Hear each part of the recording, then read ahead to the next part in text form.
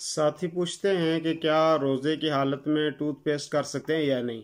हालत में टूथपेस्ट करने का मसला है, बेहतर इसी में है कि आदमी जब सहरी खाए तो सहरी से पहले पहले आदमी टूथपेस्ट कर ले और उसके बाद जो है आदमी दिन में मिसवाक रखे अपने पास और मिसवाक आदमी करता रहे।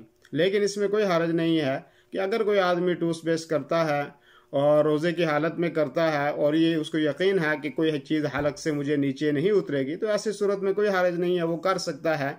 और कुछ लोग कहते हैं कि उसका जायका होता है और वो जो है उस इसी तरह आपको ख़ास किस्म की जो यहाँ शायद सऊदी में भी मिलती है और अपने यहाँ भी इस तरह की जो मिसवाक मिलती हैं उनका भी एक ख़ास किस्म का जायका होता है और ख़ास किस्म का उसका भी ताम होता है। और अगर उसको भी कोई आदमी इस्तेमाल करता है तो उसको भी कोई हालत से नीचे तो नहीं।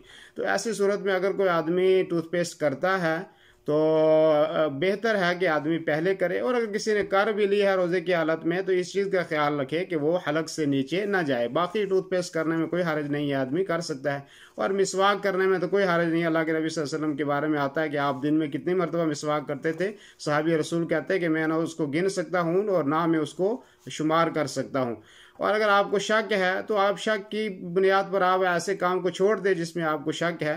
और इमाम अहमद ने जो है मुस्नद अहमद और इमाम तिरमिज़ी ने और नसाई ने भी इस रिवायत को नकल किया है। तो छोड़ दें कि जो आपको शक के अंदर डालती है, ठीक है नहीं, उस चीज़ की तरफ आएँ कि जो आपको शक में नहीं डालती वो चीज़ आप करें। दीनी रहनुमाई के लिए हमारे चैनल को सब्सक्राइब कर दीजिए और घंटी के निशान को दबा दीजिए ताकि आपको मज़ीद कीमती वीडियोज़ मिलते रहें। जज़ाकल्लाहु खैर।